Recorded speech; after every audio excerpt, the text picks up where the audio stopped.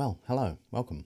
This is the first of a series of reflections on the subject of holiness. And before you assume what you think we might mean by that term, for good or for bad, you might notice we've spelled it with a W. And that's not the way the word is spelled, but that's the way we're spelling it, at least for this series of reflections anyway. And there are some good reasons for that I hope will become apparent as we go along. Immediately, when we say the word holiness, it can bring to the surface all sorts of different reactions, responses, or feelings, maybe based on our experience, our story, the good and the hard things that have happened in our lives. It can be a really loaded term. For some, it can bring to mind devotion and passion and awe and the big, awesome, amazing chorus of that worship song that sings about holiness. It's also true that for some, it can bring up feelings of worry or anxiety, maybe even just sort of exhaustion or tiredness, or like, get me away from that idea as fast as you can. Maybe it can even be a mixture of the two of those sets of feelings at the same time. If I think about my earlier life, especially in my 20s, I would say holiness, I think in me, the way I understood it, formed within me this kind of relentless spiritual drivenness that was on the one hand like super urgent and important, and yet on the other hand unsustainable and actually kind of unhealthy as I look back. I think over time I can see that it came to sort of fill me with this kind of slow creeping fear about what God was really like. And I knew about grace and I knew about love, but I also knew that all of those things were apparently I was very undeserving of them. That was a big emphasis, I guess. And so although there was grace and there was love, there was also this kind of shadow of holiness or unholiness lurking over my shoulder, telling me what God really thought about me and the ways in which God was disappointed with me. For many of us, when we think of that word holiness with an H, right, we might immediately jump to those ideas of perfection or purity, which are both really binary words if you think about it. You can't be a bit perfect or a bit pure. You either are or you aren't. So God is and we aren't. That's generally the way the story goes. But we should be and we're not, right? So God is so holy. In fact, there's such a white-hot kind of holiness to God that we can't even be tolerated in God's presence. That's how the story is somehow told to us. God is angry, or at the very kind of, I guess the best case scenario is that God is just sort of disappointed with us because we're letting the team down. So I love you, but you're disappointing me. And this shapes, I think, then some very common interpretations of like the gospel itself, the story of Jesus, this idea that the God is so pure and holy that we can't be in God's presence or in relationship with God. So Jesus has to die for us to make up for our unholiness. And when you put all of that together, my suggestion is that actually that version of things can generate a bunch of super unhelpful spiritual baggage for some people. For some, it seems to work great and good, but for some people, less so. And at times, the Christian story itself, because of this, has become weaponized as a source of judgment, or has formed within us, like it did for me, I guess, a graceless kind of spiritual anxiety that shapes everything. And it's really unhealthy when it sits at the core of identity formation and spirituality. To some extent, it's fair to say that view of holiness, this idea of God's kind of total pure otherness that is so far beyond us, that is something that's been shaped by threads of the biblical story itself. Something you see in the ancient Near Eastern world, from which we get our Old Testament narratives, is this assumption that the gods were to be feared, that to come into contact with some of the gods was to risk your very life. And we see that some within an ancient Israel at times definitely thought about God like that. It was only the high priest who could enter the Holy of Holies once each year where God's presence was. Or, there's a story of a guy he was a good guy doing like a good thing, but he reached out at the wrong time and touched the Ark of the Covenant and was struck dead, Even in the Torah itself, there are these strict regulations about who or what can come before this very pure, holy God. And that actually led to some quite prejudiced behaviour against disabled people or against eunuchs or sinners or all sorts of categories of people who weren't deemed pure or perfect or holy enough to come into the presence of the Lord. Having said all of that, we also see within the Old Testament story this ongoing debate and wrestle about whether this is in fact the way to see God. And you might not be used to reading the scriptures that way, but those multiple perspectives are kind of part of the story. And so some of the prophets come along and they say, well, actually, you know what matters more than all of your perfect sacrifices and rituals and moral judgments and holy practices? Do you know what's more holy, really, than worrying about the impurities in the animal you're sacrificing? Mercy, justice, humility, the way you're treating the poor, right? by the time we get to a few centuries later and we get to the story of Jesus, he's kind of following these threads of the prophets that went before him in his tradition. We find him reframing holiness in ways that make him really unpopular with his religious contemporaries. He's actively dismantling the way in which holiness was functioning within their spiritual communities. It was functioning like as this tool of judgment, and because of that, it was this kind of gatekeeper. It kept the people out and disheartened, and the religious leaders maintained this kind of unmatchable spiritual status.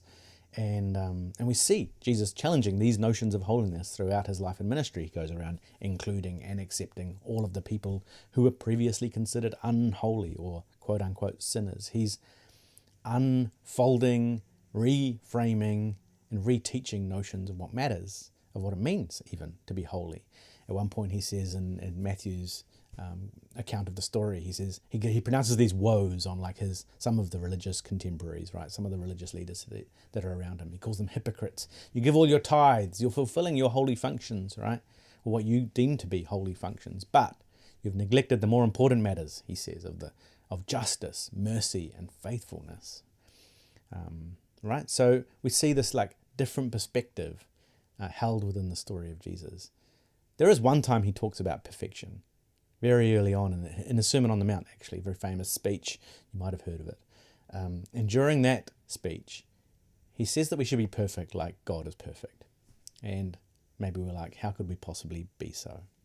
But the context matters. The context of him saying that, of being perfect like God, is in the context of learning how to love your enemies, which is to say that to be truly perfect, holy, pure, is to come to see the humanity in others and to honour it and to see the dignity and the value in it, even when they're on the other side, even when they're not part of our in-group, when they're not part of our crew, our family, our friends, our posse, whatever language we give to that, when they're on the other side, maybe even when they're the ones we're tempted to fear or to hate. Love your enemies. That is holiness for Jesus. So it's not really about perfecting these personal moral behaviours and whether or not you got a tattoo on your left ankle or whether you said a swear word, at school on the playground, which was something that terrified me when I was young. It's about our treatment of one another. It's the way, in fact, we might include rather than exclude. It's about mercy instead of judgment. And so there's an irony here. For Jesus, holiness is, in fact, not this standard that these people are unable to keep, but actually a dismantling or a disrupting of that very kind of gatekeeping judgmental system. True holiness, I think, for Jesus is much more about love, mercy, and inclusion of all of those on the edges than it is about this moral perfection or these externally approved religious behaviours. It was probably why his message was so popular with all the wrong people, all the people on the edges and the margins and those who were outside of the system. So here's this invitation, right? To see holiness not as about fear or exclusion or random purity tests on things that otherwise seem quite arbitrary. It's about tuning in to the sacredness of all people, even our enemies. It's about the sacredness then of all things. It's about living in attentive and loving responsiveness to that and finding, we hope, a place of wholeness. So as a way of bringing this to a close, I want to invite you to spend a couple of moments in reflection. And you can either follow along and have me guide you through this here on the recording, or you can go to the webpage and follow the instructions that you'll find there to take you through this little reflection. Or you can do both. If you like, you can do it with me, and then you can do it later for yourself. So if you're going to come along for this with me, then you may want to just find a seat where you can place your feet flat on the floor, if you're able to do that. Just sit with your back straight, but in a comfortable place. So you want to be comfortable but alert.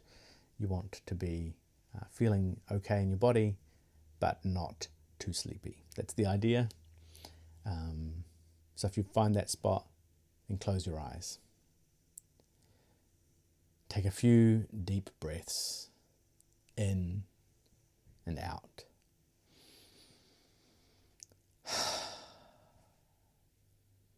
Just let things slow down for a second. Just pay attention and you'll become aware of your breath rising and falling in your chest. You might feel the soles of your feet on the ground, or maybe your hands resting on the tops of your legs. and the breath.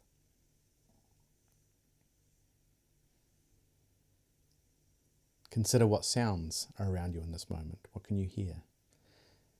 You might be in a very quiet place, or you might be in a place filled with swirling noise. Whatever you are, just tune into it for a moment and be present. I can hear the cicadas chirping outside my window. And then bring your attention back to the breath, back to your presence in this moment, to yourself, to the divine. And in this moment of attentive presence, I have 3 questions for us. The first is this: has my spirituality ever been shaped by a fear that I don't measure up? By a fear that I'm not good enough for God or for others, or perhaps just for myself?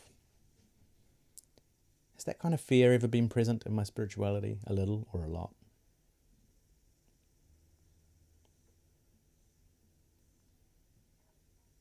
And if you can sense that it may have been, perhaps that it still is, what would it feel like to let that fear go? Even if you don't think it's possible to actually let it go just like that, right? Can you imagine what it might feel like to let it go for a moment?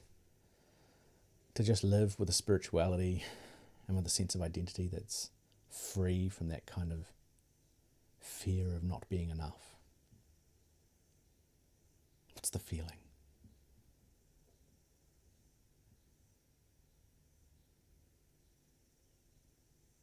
And then lastly, the question for us is, I guess in some ways, more of a communal one. You know, what could it mean if we were to start to see inclusion as a defining characteristic of holiness, rather than it being used as this force for exclusion?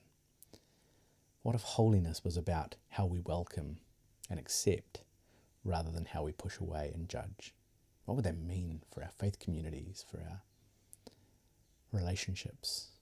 And what would it mean if that helped us to also not push away parts of our own selves that need to be embraced?